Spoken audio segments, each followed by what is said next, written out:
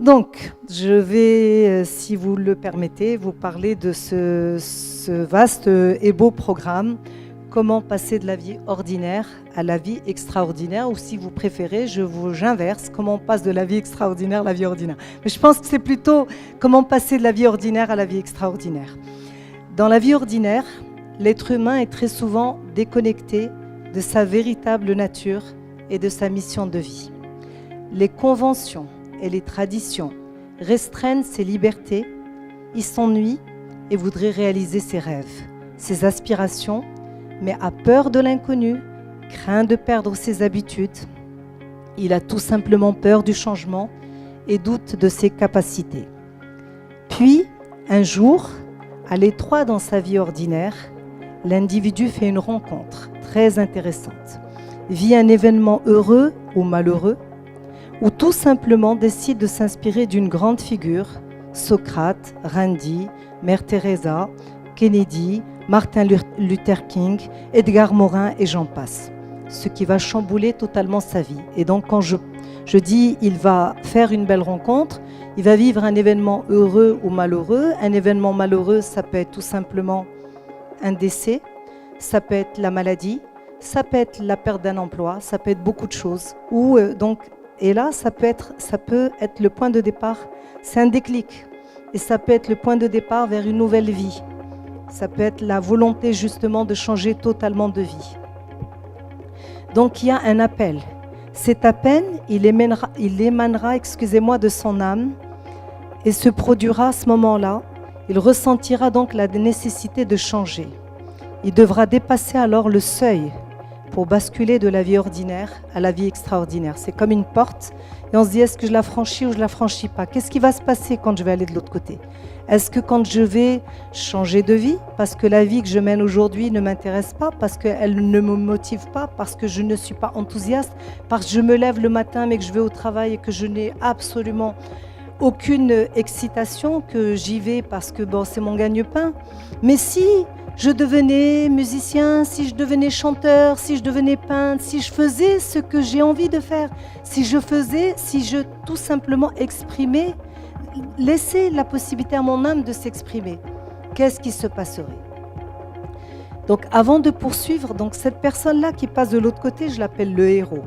Et avant de poursuivre le voyage du héros, j'aimerais vous donner j'aimerais vous parler de ses caractéristiques. Donc le héros est celui qui affronte ses peurs et ses démons et qui va à la rencontre de son être essentiel. C'est celui qui va jusqu'au bout de ses aspirations et de ses convictions. C'est celui qui accueille ses doutes, se pose des questions sur lui-même. Qui suis-je? Sur ses choix, sur son implication dans la société par rapport à des questions fondamentales telles que par exemple l'écologie, le développement durable, la place des femmes dans la sphère publique.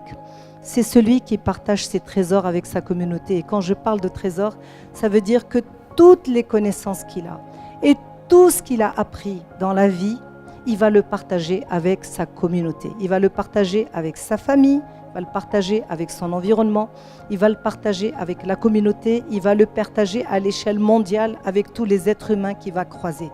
Il est dans le partage. Mais une fois qu'il a traversé le seuil, qu'il a permis à son âme de s'exprimer enfin, qu'il a surmonté ses peurs et qu'il a créé son projet, de quoi sera faite sa vie? Et je vais m'arrêter là, je vais continuer, mais je vous pose la question parce que j'aimerais que vous me donniez des réponses. Est-ce que vous pensez que quand on franchit le seuil et qu'on donne libre cours à ses aspirations et qu'enfin on permet à son âme de s'exprimer, est-ce que on va, vivre en paix? Et là, j'aimerais juste avoir 2 ou 3 réponses avant de... Oui, Asma, s'il te plaît. Oui.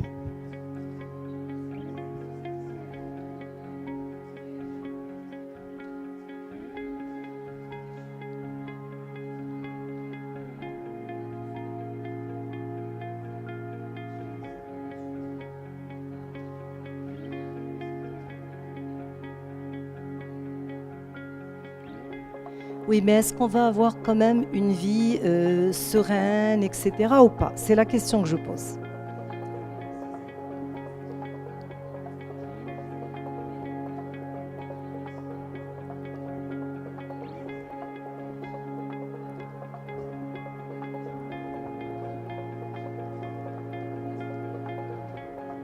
Alors je continue à te poser la question. Est-ce que quand on devient acteur de sa vie,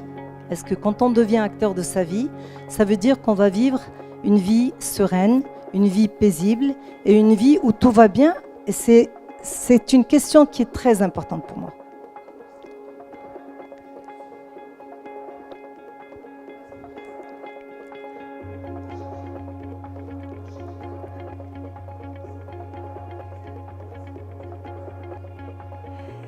Eh bien, vas-y Asma. Donc ce que je te disais, c'est pas forcément en fait, hein, je vais pas être plus riche, ça va être même plus de galères, excusez-moi, hein, mes termes un peu hors propos et hors qu'importe, enfin vous les comprenez, ils sont universels.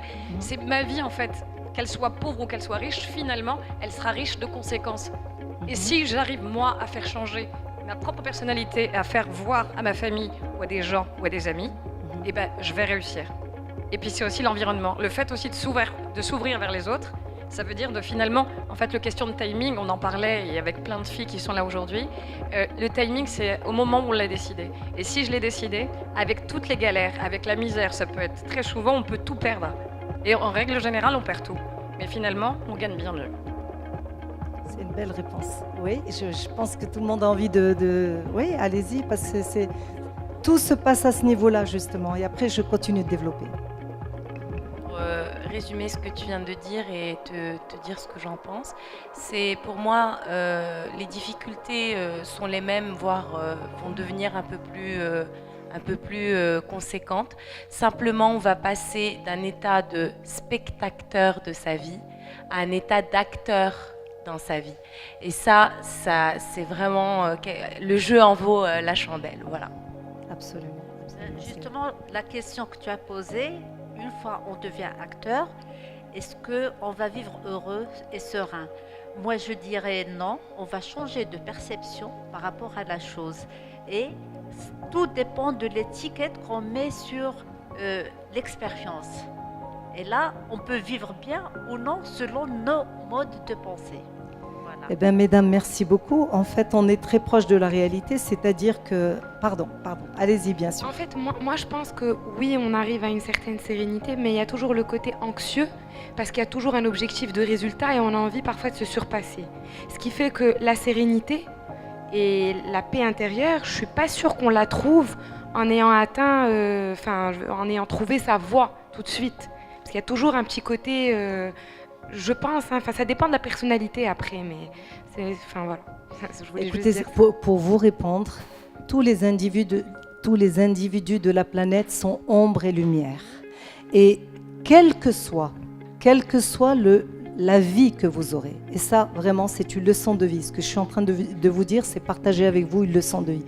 Quel que soit le type de vie que vous aurez, et quel que soit, je veux dire, la réalisation que vous allez faire, on est tous ombre et lumière, et on est tous, plus on gagne en compétences, et plus on gagne en conscience, et plus on descend au niveau, je veux dire, plus on se forme, et plus on apprend, et plus on devient conscient, et plus quand on descend dans les ténèbres, on va vraiment au fond des ténèbres. D'accord ? Plus on prend conscience des problèmes. D'accord ? Et plus, si vous êtes, par exemple, je veux dire, à la naissance, on est tous au rez-de-chaussée d'un immeuble, et puis après, vous vous formez, vous êtes au premier étage. Mais après, vous êtes lumière. Mais quand vous êtes dans l'ombre, vous descendez au niveau -1 de la cave. Et quand vous êtes au deuxième étage, vous avez beaucoup appris, vous avez une vue beaucoup plus dégagée, vous voyez plus de choses. Vous êtes au deuxième étage. Mais quand vous déprimez, vous allez au niveau -2 de la cave. Et quand vous êtes au 6e étage, parce que vous avez fait d'énormes études, vous avez beaucoup appris, vous vous êtes intéressé au monde, vous vous êtes intéressé à tout ce qui se passe dans la société, dans le monde et à l'évolution du monde, et vous êtes acteur. Pas seulement passif, mais vous êtes acteur, etc. Et plus quand vous déprimez, mais vraiment profondément, parce que vous posez des questions qui sont fondamentales, et c'est des questions qui vous minent, et c'est des questions donc vous allez parler par exemple vous vous intéressez à la santé, vous intéressez, je sais pas, il y a tellement de problématiques aujourd'hui qui sont importantes. Et c'est pour ça que je dis, plus vous gagnez en compétence et en conscience, et plus vous allez visiter les ténèbres et profondément. Mais ce qui est bien, quand quand on est passé de l'autre côté, quand on a franchi le seuil, quand on essaye, on a tous une mission de vie au départ. On s'en éloigne et on ne le sait pas. Et après, quand on décide justement de laisser s'exprimer cette mission de vie, de faire ce qu'on a envie de faire ce qui fait chanter notre âme, de laisser son âme s'exprimer. Eh bien, quand on a fait tout ça, on vit dans la plénitude. Et c'est ce que tu disais, Asma, c'est ce que vous avez toutes dit, c'est que vous allez vivre dans la plénitude. Parce que même si vous allez connaître des moments douloureux, des moments difficiles, et vous les connaîtrez toute votre vie durant, c'est pas parce que on a tous les moyens que l'on veut, on a on va dire la plus belle maison, la plus belle voiture, la plus belle femme, la plus belle ceci, la plus belle cela, qu'on va échapper au fait qu'on est ombre et lumière. On sera toujours ombre et lumière et on aura toujours des moments extraordinaires et des moments de doute et des moments de dépression et des moments où on va aller chercher, où on se posera des questions. Et c'est à ça que je voulais arriver. Donc, le héros aura, comme dans la vie ordinaire, des amis et des ennemis. Il connaîtra des moments de bonheur et des moments difficiles. Voilà. Mais ce qui va changer par rapport à la vie ordinaire qu'il a quittée, c'est la plénitude. Il vivra pleinement et intensément tous les instants de sa vie et réalisera sa mission de vie. Alors, quelles sont les conditions propices à ce passage de la vie ordinaire à la vie extraordinaire? C'est le bilan. Le bilan, toutes les sociétés, elles font le bilan une fois par an, elles font le point, elles voient ce qu'il faut améliorer, etc.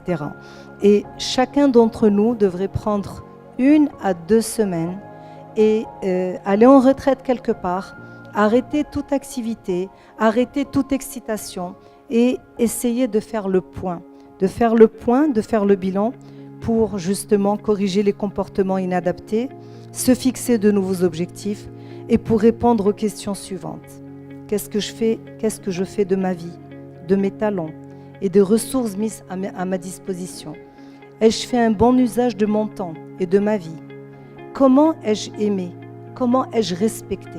Comment est-ce que j'ai aimé ma famille, mes amis, mes voisins, mes collègues, mes fournisseurs, mes clients? Ai-je mis l'amour au centre de mes relations? Me suis-je aimé? Et je rappelle qu'il faut s'aimer soi-même pour pouvoir aimer les autres. Ai-je contribué à un projet plus grand que moi et qui me dépasse? Et je vais parler du comique, je vais parler de Coluche. Coluche est mort il y a plus de 25 ans. Et Coluche, aujourd'hui, en dehors du fait qu'il était comique, c'était le plus grand humaniste de la planète. Il a laissé les restaurants du cœur. Et 25 ans plus tard, il y a des millions et des millions de repas qui sont distribués aux sans-abri et aux déshérités, aux démunis, justement parce que Coluche a laissé cette action. Donc chacun d'entre nous pourrait se poser la question, qu'est-ce que je vais faire et qu'est-ce que je vais laisser quand je vais mourir? Est-ce que je suis capable de laisser une mission qui est plus grande que moi, qui me dépasse et qui va me survivre? Le héros, c'est justement celui qui accomplira cette mission et qui va, parce que quand on accomplit cette mission, on est dans le partage. Ce n'est pas uniquement une façon de se développer personnellement, d'être épanoui personnellement. L'épanouissement personnel passe par l'épanouissement par le partage. Et c'est exactement ce que je voulais dire. Et pour finir ce voyage du héros, je vais citer quand même Jung qui disait, pour s'épanouir, la vie n'a pas besoin de perfection, mais de plénitude. Et je vais aussi parler de Victor Hugo qui disait, le plus lourd fardeau, c'est d'exister sans vivre. Le plus lourd fardeau, c'est d'exister sans vivre. Je voulais tout simplement partager tout ça avec vous. Je vous le laisse. Je vous remercie de m'avoir écouté. Et il n'y a que des amis dans cette salle. Merci.